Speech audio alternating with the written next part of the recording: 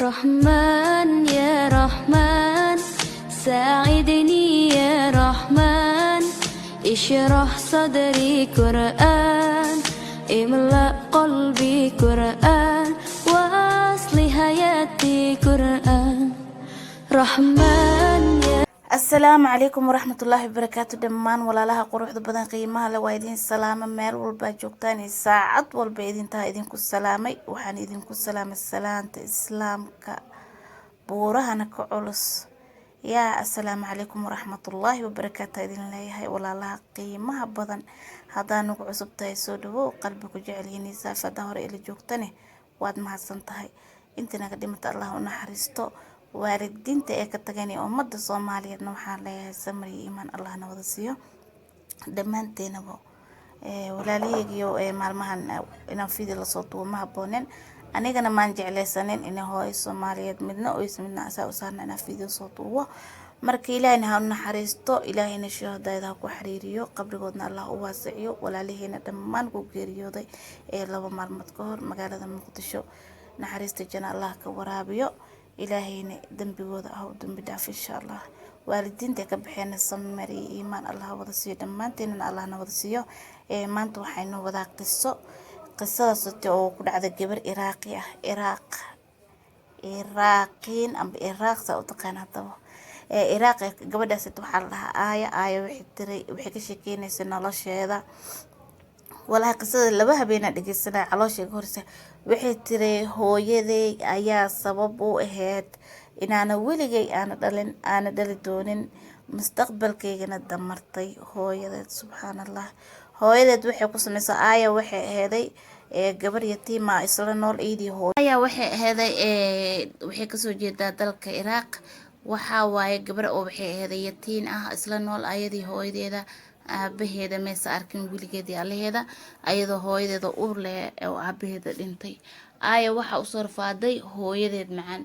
hooyadeeda wax walba u qabanaysay faqrinimo ku soo koriso wax nacam nolol inta ubadkaaga loo qabto hooyadeed u soo qabatay waxay soo bartay nacam hatta way u soo qadaamadeysay oo nacam reeraha islaamiyada hoosh u qaban jirtay laano qofku caabinayay meesa jirin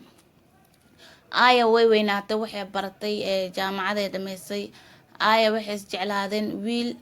oo nacam qaraabo koraad ay yihiin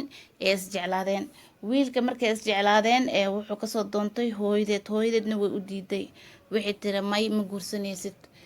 maxaa dhacay maxaa sabab wiilkani hooyo waa taqaana ibn al-asuul waaye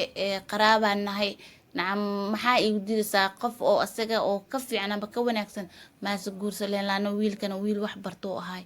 way diiday hooyada nakata hadii si walba oo la yeelay way diiday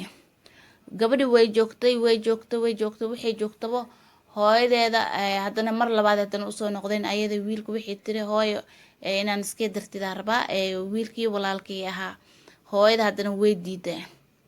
gabadhi hooyadeeda u timid waxay tiri sabab u diidaysa maxay tahay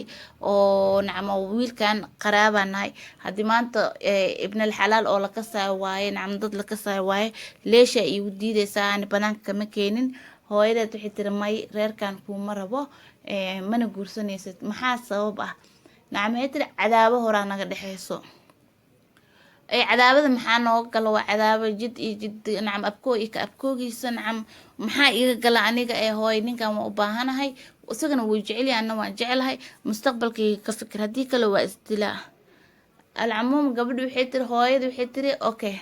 taasan ma rabto inay isku darto gabadheeda inay ku darto wiilkan ma rabto raas waxay tiri haye waa aqbala xiriirkiina raasan sanadkan isma guursanaysaan sanadka dambe is guursan doontiin hadduu ilaahay idmo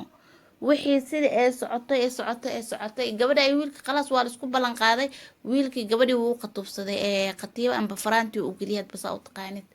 waa la joogay sida loo joogay ilaan dadkan waa isguursanaysiin la sameeyno waxbarasho shaqo raadsadeen shaqadii way heleen maasha Allah noloshiisa wiilka gabadha wuxuu ka filaa uu soo diyaariyay markuu soo diyaariyay wuxuu dhahaa hooyo muddada oo zawaajka waxa ka dhiman 3 shuhur amba 3 bilood ka dhiman ogaaw maxaa ina gabadhi guri soo kureeyo oo ina alaab soo gadgada rabaa lacagtii meherkii iyo wixii dhanna waan diyaariyay waan soo shaqeeyay halka sana mehelada ay siisay alxamdulillah ehelkeygana way saacidooyaan hooyadii way soo booday waxay tiri haye okay dhib male ileen gabadheeda maqlis mogtahay dhib ma lahan wiilkaygiyo haddii saas tahay insha allah anigane gabadheeda nacam arooskeeda hashaan gabadheeda wixiida waaye anna waxaan u jamciyay insha allah dahab iyo waxa ugu dooni doonaa insha allah arooskiinana sidaasiito ku dhici doonaa hooyada marka waxay tiri inaan caawa isla casheeno ani wiilkayga si gaar ah u baahanahay aayana ma raacaysid adiga hooyadii waxay ku tiri haye gabadhii way faraxday wiilkani wuu faraxiyay ma mushkilo dhaho casho waa isku raaceen cashada inay balaayo kasoo raaci doonto oo moogyaa marka way waday maqaayad kamid ee geysay markay shaahiga cabaayeen waxay ku tiri ismac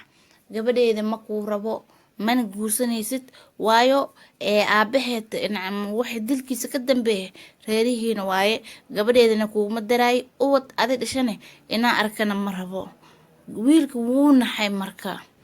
markuu naxay u dhahay leesha saas u dhays anaa qadiidaas ma maqlin haddeese jirtane maxaa noo gal wax oo intaas sano oo 30 sano ka hor dhacay anaga maxaa oo noogu soo hor istaagaysaa wixii dhaceen way dhaceen ilaysiir saar ma zamaan qalaas maxaa oo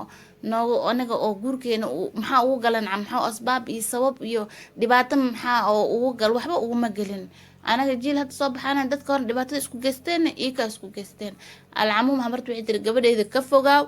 بأي طريقة ugu fogaa kartid ugu fogaaw gabadheedu waa usoo rafaaday gabadheedu agoonima kusoo koriyay maana guursanin nin kale maan damicin anigoo gabar yar oo aabaheeda iga disheen mana ogoli inaa gabadheeda agteeda kasoo dhawaateen gabadheedana ma rabi inay ogaato aabaheed dariiqada ku dhintay nacam aabaheed waxaa loogu sheekay inuu shil gaari iskaaga dhintay wiilkii wuu naxay isagoo naxsan oo baxay reerkiisa u noqday hooyadiisa iyo aabihiisa oo weydiiyey wixii marka waxaa la run waay xala ku yaalo halka xal ku yaalo inaa gabadha ku aroostid jawasal curfi marka aroostid nacam hooyadeeda ma ku diidin oo haa jawasal curfi ku aroos qudb sira camal ku aroos marka seeti wax ma dhihi karto gabadhii ilaan say jawasal curfi loo aroos oo weyn ay sugaysa oo hotel loogu tumay gabadhii oo yimiday wuxuu dhahay awashee qaadiga iska soo meersanayna soo maskax u saaray gabadhii maskax u saaray wuu soo mehersaday gabadhii meeloo la tagay gabadhii waxaa kusoo baxay uura kusoo baxay marka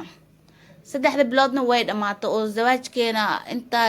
shaaracsan intaa ka aadayna wadan hebel ah ku geeyna qalaas wiilkan wuxuu go'aansaday nacam gabadha inay soo gabadha dee xaamil noqotaan bal qabo habarta bis inay iska saamaxday ee dhahdo wata bis idaafi ceeb maraba maahano almuhiim waxaa dhacday hooyada saas dhamaysa sameeyay marka 3 bilood dhamaatay hooyo arooskeyga wuu soo dhaweeyay hooyo wax ma ii marinaysid dalkay laano gabadha marka arooskeeda soo dhaweeyay in oo korka loo nadiifiyo waxa siit waa maahano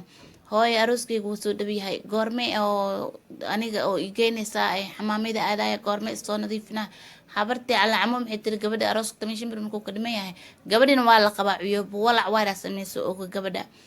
waxay tiri isma wax ku sheega haa ku anfaca wiilkaasna waa la hadlay wax aroos lagu dhigoyna ma leh reerkaasna waxa sabab u ah aabahaaga inoo dhinto ay gabadhii wax dhan farta ka saartay gabadhii way naxday way suuxday isbitaalka dilgay mabruub xaamil yaa ku uuri habarta naxtin kaleente hebel waa isqabnaa waay muddo 2 bilood iyo adiga waxa isqabnaa iyo 10 cisho camal waa maalinta ay dheesay qalaas gabadheeda ka leexo maalmahaas ismeersadeen maano marka hooyadii way naxday hooyada hadday naxday jalta kusoo booday way xanuunsatay ad hooyadii way fiicnaatay xoogaa isbitaalkay kasoo baxday markay xoogaa ku jirtay 2 isbuuc camal way soo fiicnaatay hooyada gurigay imaatay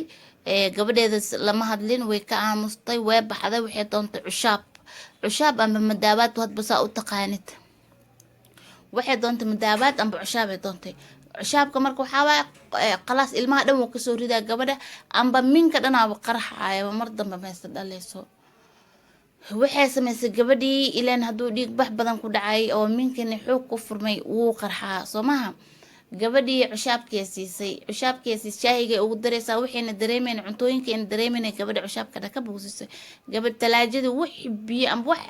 biyaha cad intaa ka hena hooyada way ugu darta gabadha ilaan gurigeeda joogtaa shaahi way cabaysaa carabta way shaah jecel yihiin maxaa la dhahay sheeg cabitaanka kale way ugu darta tuudka kale fiimtada way ugu dhaxdad meelan ugu darin cushaabka male gabadha markay 2 beri joogto waxaa kusoo booda xanuun uurkeedana waa 4 bilood meelaha siitay xanuuna kusoo booday xanuunkii dhiigbax waa la celi waa gabadha cirbadii la duro si walba la yeelay ninka daktarku wuxuu dhahay gabadhaaned maxaa la siiyey cushaab marka waxaa jiro oo halis ah marka wuxuu dhahay cushaabka waxaa daawooyin daawada cabtay oo cushaab noocaas iyo noocaas ma cabin ay tiri gabadha see ku caba ani ma cabin yaa ku siiyey cidna ima siinin mana cabin ilmaha iska soo ridi rabtay ma iska soo ridinay tiri mana iska soo ridin raba habartaa sheegtay waxay tiri ninkan intaa ilmihiisa arki lahaa gabadheedo nafteeda waaye iiga fudud subxaanallah hooyadii sidaasay samaysay marka gabadhii minkiyaa qarxay ilmihii sidii kusoo baxeen ninkii sidoo gabadha ugu tagay gabadhii sidii marka waxay ku noqotay nacam qof iska nafsiyan tacbaan ah gabadha maysa hadlaynin 2 sano waxay la socotay dhaqaatiir oo waxay qaadanaysa dawada oo xaal nafsida amba oo dad nafsiga ah ee qaadanaysa mar walba waxay dhahaysa hooyadee waa necba hooyadee waa karaasada hooyadee ma jecli marka dambe waxaa dhacday gabadhii iska xanuunsatay miskiinta see u xanuunsaneed waxay tiri hooyadee waxaa sababta marka dhakhtaraa la sheekaysta gabadha waxay tiri waxaa sabab u ahay inaa minkayga waaye inaa mustaqbalkayga aan waaye inaa oolaadeeda aan ano oo ugub ah waaye waxaa sabab ah hooyadee damaarkeeda mana saamaxaye marka gabadhi waa ka sheekeynaysa calool xumadaasiite marka waxaa jeclaysta walaalahayga qisadaas inaan niila wadaago qisadii ku dhacday gabadha iraaqiyada aaya magaceeda waa aaya marka aaya qisadeeda jeclaysta inaan niila wadaago walaalahayga